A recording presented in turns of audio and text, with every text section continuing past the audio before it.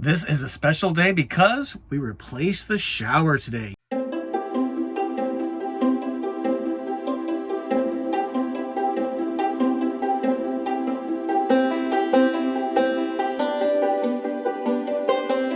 is the original shower from my Travato 59G, and the problem is when I'm using the hot water, particularly after a shower, the diverter here doesn't stay down strong enough so that when I'm running hot water, it actually dribbles water out of the shower. Not cool. So what I do is I have this really silly hack here of tie wrapping a Ziploc bag so that when I'm wanting some hot water out of the sink, I don't get wet. So channel Roundup, Terry was giving a tour of his rig and he did the modifications that I think he got off the Travato owner and wannabe Facebook group on this solution. So we're going to his house right now. He's gonna help me install this thing. I'm hoping he does most of the work because I'm not mechanically inclined. And we're gonna do this and get this bad boy replaced. The first thing we did is Terry suggested I order the parts so that when I arrived, everything was ready to go. He got a few items at Home Depot. I got a few items over the internet through Amazon and from the company that was directly selling this device. You can see here that we put the shower parts on the jump seat just to make sure we had everything. That was step number one. First step was to access the plumbing underneath the bathroom sink. Okay, so here's the deal on the toilet tissue doors. There's two of them, one here, one here, of course. So behind the foam gasket here, which feels to me like rubber, I got the squishy foam rubber they use for a weather seal. And there's like 1, 2, 3, 4, 5, 6, 7, 8-ish screws. You remove this foam seal, and then the screw heads are right behind this, and then just remove those. Now you do have to remove also all the caulking. So it's kind of a multi-step process. So remove the caulking first, remove the gasket second, and then unscrew this. And this whole thing just lifts right out. Then you have access to all the plumbing, which is right over here behind the thing. And so it's pretty easy. Again, it's not very much space to work in, but it's very doable. To disconnect the water from the existing faucet and connect the new faucet and make sure we had a secure plumbing connection before we removed the previous faucet. What we want to ensure is that the plumbing worked fine, hot and cold water, before I got everything disassembled and discovered there was something missing or something wrong with the new faucet. So connect the water to make sure it ran before we disconnected the plastic faucet.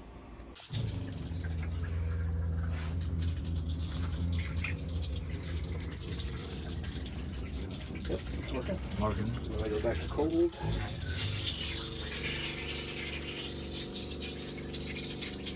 Good there. And off. When I shower this. Hold that for me. Yeah.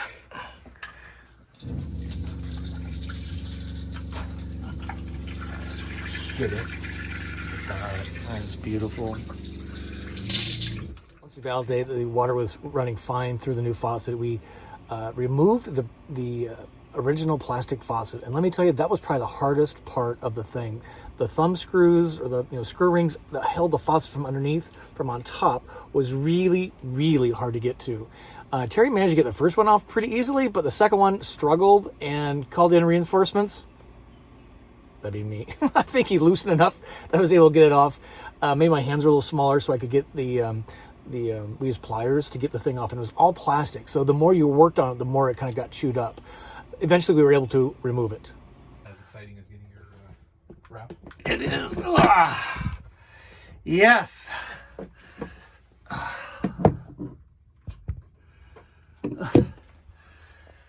Okay, the next step was to drill holes larger than the original faucet required. And nothing here we can really damage. Ready? You good? Yeah. All right. We're committed now, right?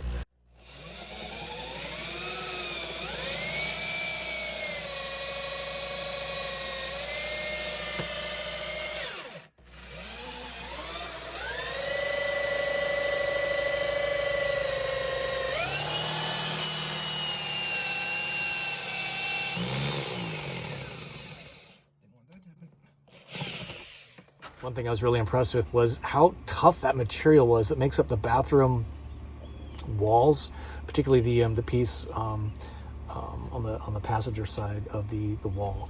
It was really thick material, and it took some serious effort. And the bit even got, the auger bit got stuck.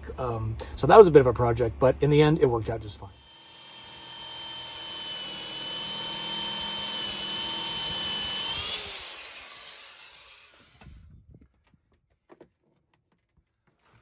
Screw it in.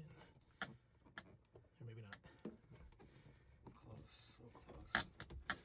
Yeah, that's gonna go, so I'm not gonna go anymore. The next step was to put the new soap dispenser and the faucet into the two holes and secure it firmly from below, from on top, or from below as it sank down. There was some big like washers on each of those so that it squished in really nicely and secured quite well.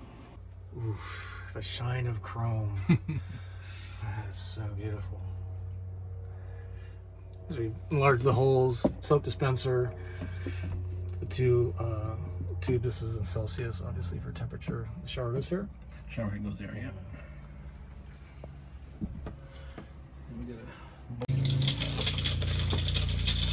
That is a beautiful. Look how much water comes out of this. Oh. Yeah, a lot of people complain there's too much water, but you got complete control of your water here. You know? The next step was to reinstall the gasket, so when the door closed, the toilet tissue didn't get wet. And this was like foam insulation for a door. Not sure if there's anything real special about it, and it secured fine, and to this point, many months later, it is working just fine. Actually, I think Chris Christopherson was in that. Hey, if you got anything out of this program today, I sure would appreciate a thumb up. And if you really didn't like it at all, press it twice. And that lets me know that you liked it, lets YouTube know you liked it, they share it out more readily, and that's good for everybody. Comment below, how do you feel about showering in an RV? Is that something you plan to do, you look forward to doing? And where are you watching from? Comment below on that. And of course, if you're into van content, places, cool people we meet, please subscribe to the channel. You don't want to miss any of the videos. Lots and lots of stuff coming up. So awesome. One of the final steps was to take a selfie with Terry and the new faucet and shower. It was really a fun project. Let me show you how this thing works and why I like it a lot. And stay to the end because I'm going to recommend or not that you put this shower in if you have a Travato 59G. All right, so this is where you turn the water on and off, and this is where you set the temperature. I have it set at the 38 degrees Celsius, which I think is about 120 degrees. I might be off on that. Maybe somebody can look us up for it. That's what the red indicates, and you can move this up or down, but this I've found to be a perfect temperature, even though the Truma makes it really, really hot. On the hot mode, this mixes it perfectly to 38 degrees centigrade, which is perfect. So I just leave it there. Again, the water on and off, and this is the diverter right here. Down is for faucet, up is for shower. And don't forget to turn this down, because if you do not do that, you're gonna get a big shot in the face right here. Not fun at all. Okay, so let me turn this on so you can see how this works. This is the water. It's really a nice strong flow. Easy to manage. Trickle to a gush, right? Very cool. And this swivels all the way around. I have it off to the side here just a little bit, so if it drips, it's catching the side of the bowl and not in my Kleenex box where I typically have it right here. Okay, what I'm gonna do is I'm gonna put the shower into the bowl so I don't get soaking wet. Let's see how that works, and this will be a little tricky one-handed. So again, this has a couple of positions. That is not what I like. I like it all the way up like that. The shower comes right at me here. I'm standing right in front of the toilet, and this is where I shower typically. Hello, folks. So I'm kind of doing my showering right in this area, right down here, and then up here, and it works out really, really well. Sorry for the fast motion there. Okay, so I'm going to take this shower off, and I'm going to divert the water, again, like that. Really, really simple. And by the way, it stays in divert mode to shower or down for faucet. The other one didn't do it, was my biggest pain. Okay, so let's turn the water on here. This is tricky one-handed. Let's see, how do we do this? Okay, like that. We'll turn on just a little bit. So you can see the flow is really, really nice. It feels like a residential shower. Let's turn on a little bit stronger. So you see that? It's like a residential shower, which is really, really awesome. So again, imagine that. Let's turn that off right here so we don't forget. Just like that. And this hangs up here just like that. There's no dripping. And what I do is when I am showering, I turn the water on. It's hot. I get wet. I turn it off from here. There's no dripping. There's no pump action. And when I turn the water back on right here, it's at the same temperature as it was, which is a giant difference from the previous one, because the previous one just went on and on and on, and it was cold water. It was just a mess, as I kind of indicated. So so that's how I do it. And this is a real metal coated hose, which is really quality. It doesn't really rattle too much for me, and I've just had the best experience with this. So there are about 4 things I really like about it. One is the water pressure feels residential. It's not this shoom, shoom, shoom, shoom that the other one had, which was okay. Because of that, I think you actually use more water when it's running. The big difference is, though, there's no waste to get the temperature right, and there's no waste of cold water coming out until it gets back up to temperature with the old system. So flow, temperature control, so much better. And it just feels like a residential shower. It feels like you're in a normal shower, not an RV shower. And the 4th thing I really like about it is the controls themselves. It feels really, really quality. It's not cheap plastic. It feels like German metal engineering or something like that. And they do come from Europe. That's why it has a centigrade thing on it. And the 5th thing I'd like to say is I will just give a big shout out again to Terry, Audience Angel, who did this to his system, his 59GL, and helped me install this. He's just the biggest, coolest audience angel. I just love learning from you, the audience. It's just so important that we learn together, we share, and then you decide what's best for you. And here's my recommendation on whether you should do this or not. And my recommendation is you should get this shower. If you have a 59G of the 2021 and backwards, and you use your shower, or you plan to use your shower, make this modification. It'll only take a few hours. All the parts are available down below in the show notes. I've stolen those from the Travato owner and Wannabe group. Terry put me there. I'm told by folks that this is on back order right now, but still available. And I just can't tell you how nice and quality this thing feels. It's just so awesome.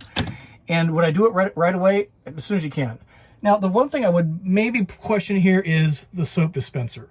And maybe I wouldn't do the soap dispenser here. It has 2 holes, one for the hot and the cold from the previous setup. So you'd have to cap this off. What I've discovered is while the soap works really well, like that, the hose kind of goes in and around the wall and into the galley, into here. There's a big jug of soft soap down here.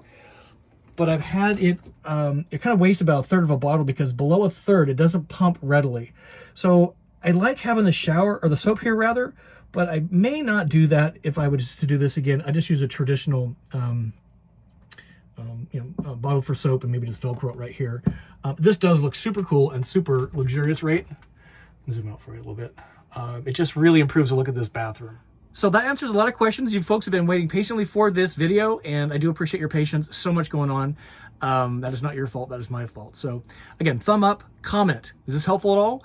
And subscribe to the channel. If you like this kind of content, van life stuff, modifications, places we're going, and we got a ton of places. I got a big announcement I think I'm going to make in a couple of weeks at the beginning of June. And if you're into Americana, I think you're going to want to be a subscriber to this channel. I'll give you a hint. We're going to travel from Chicago to LA. See you later. I'm not ashamed to say this. I don't know everything. In fact, I learn a lot from you and many in the audience just like you. Today, much of this advice comes from, of course, our audience angel, Terry, but from the Travato Owners and Wannabes Facebook group. They've done so much research and so much documentation on this. Look in the show notes down below. You can get all the details. I've copy and pasted from several of the posts, so you can get all the tools and resources you have there to do this modification yourself. So if you're a Travato owner or a wannabe and you're not part of that Facebook group, please sign up. It's one of the best resources ever for Travato online.